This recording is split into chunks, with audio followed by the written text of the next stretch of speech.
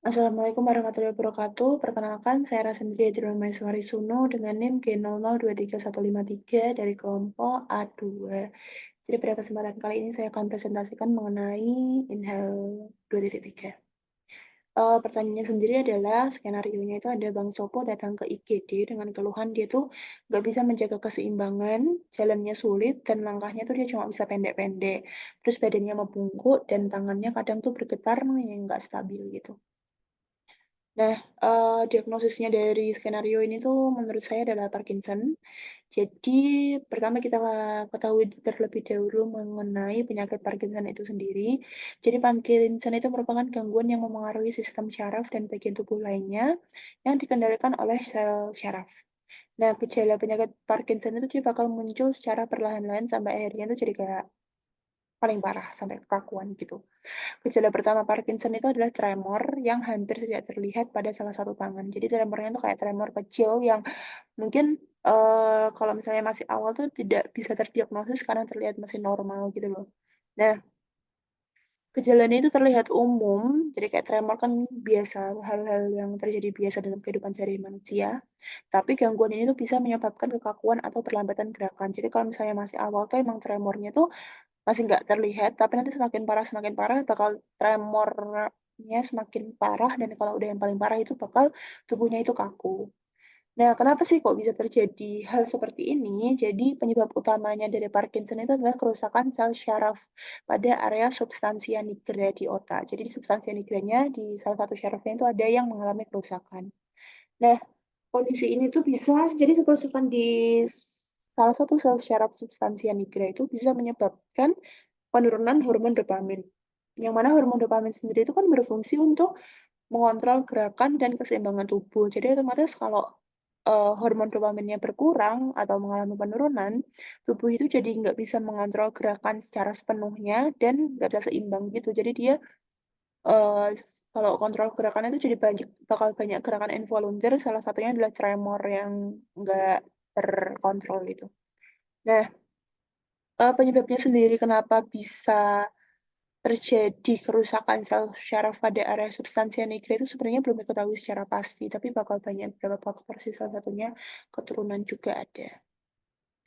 Nah, letak kelainan, tadi kan sebenarnya di substansia nigra kan, tapi mungkin kalau untuk lebih lanjutnya lagi, eee, Parkinson ini dikenal terutama sebagai gangguan pergerakan yang berasal dari ganglia basalis. Nah, proses neurodegeneratif itu bakal menargetkan kelompok neuron tertentu yang distribusikan ke seluruh neuraksis termasuk bagian tertentu dari korteks, talamus, batang otak, sumsum tulang belakang, serta ganglia simpatis dan parasimpatis.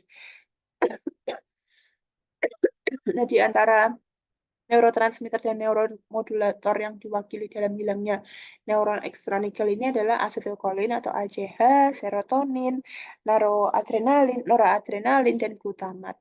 Nah, meskipun bak kayak banyak kompleksitas yang jelas, tapi neuropatologi itu bakal terlihat sama di setiap daerah yang terkena, yang mana itu menunjukkan adanya proses patogenik yang mendasarinya. Lalu untuk anatomisnya, untuk pons, ini pons ada di sini. Nah, pons atau pons valori itu merupakan salah satu komponen batang otak, yang mana ini membentuk jembatan antara otak tengah dan medula oblongata. Nah, dia itu terletak di anterior daerah cerebellum. Oleh karena itu, dia itu berfungsi sebagai jalur utama yang meneruskan informasi dari otak ke otak kecil melalui batang otak. Pons sendiri tuh panjangnya kurang lebih 2,5 cm dan itu merupakan bagian terbesar dari batang otak. Nah, di pons ini dia punya 2 permukaan, ventral dan dorsal, dan batasnya itu ada 2, batas superior dan inferior. Permukaan ventral pons itu, berbentuk cembung pada kedua arah, dari belakang dan dari sisi ke sisi, yang mana ini bakal membentuk alur vertikal besar yang disebut alur basilar di sepanjang bidang median. Nah, nanti saraf trigeminal itu bakal menempel di permukaan ini, permukaan ventral. Terus pada permukaan dorsalnya, pons itu ditutupi oleh otak kecil dan dipisahkan oleh rongga ventrikel keempat. Permukaan punggung pons itu bentuknya itu segitiga dan dia itu membentuk bagian atas dasar ventrikel 4. Selain itu, bagian dalam pons itu menunjukkan bagian ventral atau basilar besar yang disebut dengan basis pontis, dan sedangkan bagian punggungnya atau tegmental itu disebut dengan pontin tegmentum. Nah, bagian tegmental itu dia berisi inti syaraf trigeminal, abdusen, wajah, dan abdusen, fasial, dan vestibulococlear. Pontus basilar sendiri itu berisi saluran kortikospinal, inti pontin, dan serat pontin transversal. Lalu untuk medulla oblongata yang di sini, medulla oblongata itu merupakan struktur kayak dia itu batang panjang gitu yang membentuk bagian bawah otak. Nah, dia itu terletak di anterior dan sebagian inferior dari otak kecil, yang mana medulla oblongata itu merupakan massa syaraf berbentuk kerucut yang bertanggung jawab atas fungsi otonom atau involuntir, mulai dari muntah sampai bersin, gerakan-gerakan involuntir gitu. Terus medulla sendiri itu berisi pusat jantung, pernafasan, muntah, dan vasomotor. Jadi dia tuh medulla itu berfungsi untuk pernafasan, misalnya gerakan involuntir juga, gitu.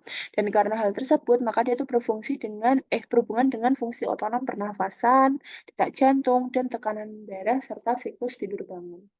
Lalu untuk cerebellum, ini anatomi cerebellum, dia itu ada 3 bagian, yaitu arsi cerebellum, itu di lobus floculonodularis dan mingula, mengandung nukleus fastigius untuk keseimbangan Romi. Lalu ada paleo-cerebellum, itu pada lobus anterior, dia itu mengandung nukleus emboliformis et nucleus globosus untuk tonus otot atau musculus. Lalu yang ketiga ada neurocerebellum, itu dia pada lobus posterior berfungsi mengandung nukleus dentatus untuk kemampuan gerakan terampil dan berkoordinasi dengan cerebrum. Sekian dari saya, terima kasih.